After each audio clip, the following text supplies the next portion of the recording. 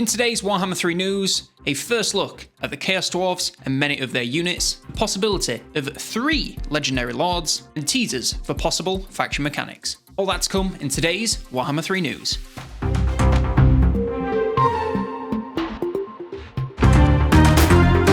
We've got the first trailer for the Chaos Dwarfs and there is tons to talk about, so let's waste no more time and dive right in. In the opening shot, we immediately see a close-up and then a wide shot of a massive battle that looks to be Chaos Dwarves sieging normal dwarves, and there are a ton of units to look at here.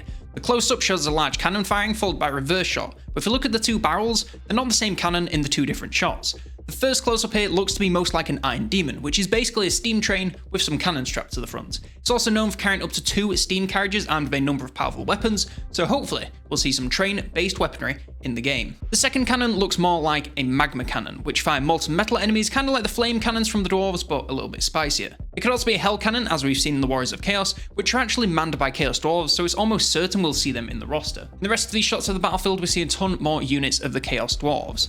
At the front, we have what looks to be a mixture of green-skinned slaves, both goblin and orcs.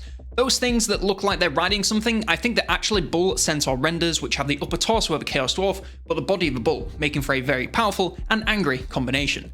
This thin band of greenskins towards the middle looks like they have some hats on, so I think these are hobgoblin cutthroats. These are essentially the Chaos Dwarf aligned nasty skulkers. Also, if you're wondering what the difference between a regular goblin and a hobgoblin is, basically, they're a subspecies that are found in the Far East. Pretty much all the other greenskins hate them due to them betraying their own kind at the uprising of Tsar Nagrund, where they align themselves forever with the Chaos Dwarves. These are ruled by a Khan, but are essentially a subservient race to the Chaos Dwarves in return for protection. It's possible we'll see a Hobgoblins as a future DLC or possible free DLC with the Chaos Dwarves, but we'll have to wait and see for that.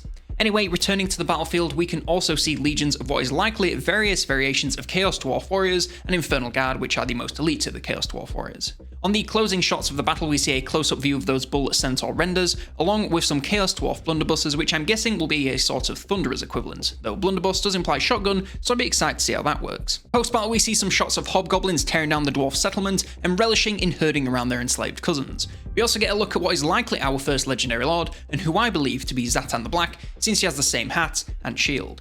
Zatan is the commander of the Tower of Tsar and servant of the sorcerer prophet Gorth the Cruel, who's essentially the actual guy in charge, whereas Zatan is more of a warband leader. It could be that Zatan is simply a legendary lord in this Gorth's faction, or it could be that his faction has mechanics that tie into Gorth. We'll just have to wait and see. Moving from the dwarf settlement, we see some hobgoblin wolf riders and renders escorting a fresh batch of slaves towards almost certainly a Chaos Dwarf settlement, and given we've just seen Zatan, it's probably Tsar Nagrund. In the settlement, we get a close-up look at the workshops of the Chaos Dwarves with molten metal, fire, and smoke pretty much everywhere you look. We also see some trains and carriages being built, giving more hints that we're likely to see some in the roster. In one of the shots, we see what looks to be some Chaos Warriors chatting with the Dwarves, and given the suit of armor we can see in the background, it's likely that the Chaos Dwarves are behind the extremely heavy armor of the Warriors of Chaos. With all these shots of the industry of the Dwarfs, it's almost certain that we're going to see this as some kind of mechanic. Industry and slavery are essential pillars of the Chaos Dwarf faction, so seeing them in game is almost a given. How exactly that's going to work, we'll just have to wait and see. In another shot, we see this massive mortar being loaded into a carriage, and this is likely the Dreadquake mortar, which is one of the largest siege weapons in their arsenal. It launches massive explosive shots using steam power, which limits their firing speed, but each shot is truly devastating. Think a Luminarch of Hysh, but good versus infantry with the large explosions. After all this industry, we see what looks to be a scene from The Force Awakens, with all of these Chaos Dwarf Warriors lined up listening to the main guy speaking. This guy could either be a regular sorcerer prophet, or someone more important, like Drazhoath the Ashen. He's a powerful sorcerer who rules over the Black Fortress on the southern edge of the Mountains of Morn. He's essentially an exile from Tsar Nagrund who did some corporate climbing and became ruler of the exiles, but this still hasn't netted him any favour from the race's capital, so it's likely he won't be on the best of terms with the other Chaos Dwarf factions. We also see these bald dudes patrolling the listening warriors, and while I can't find anything that looks too similar to them, it's likely that these are some sort of basic lord or fighting hero, rather than anything too exciting like some demon smiths. In our next shot of armies marching from the settlement walls, we see a bunch more shots of units that we've already seen, led by what I would guess are Infernal Ironsworn, which are the most elite of the elite of Dwarf Chaos Warriors. We also see an armoured version of the Bull, which could just be an armoured variant, or we could be looking at a Bull Centaur Tauruks, which are a hero version of the unit. We can also see something flying overhead, and we get a better look at this a little bit later, confirming that this is almost certainly a Lamassu, which is very similar to a Manticore, but a little more mutated somehow. One last unit we get before the trailer hits its conclusion is these fiery snake dudes, who I would guess are Kadai. These are fire elementals in service to the Chaos Dwarf Empire.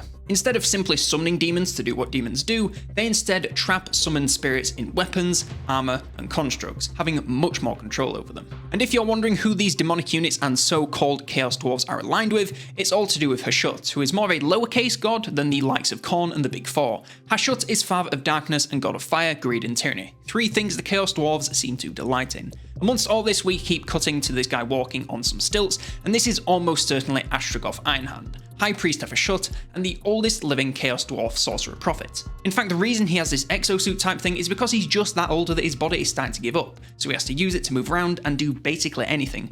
Also, he was the one that exiled Drazhoath, so it's likely the two will have a bit of a heated rivalry going on in-game.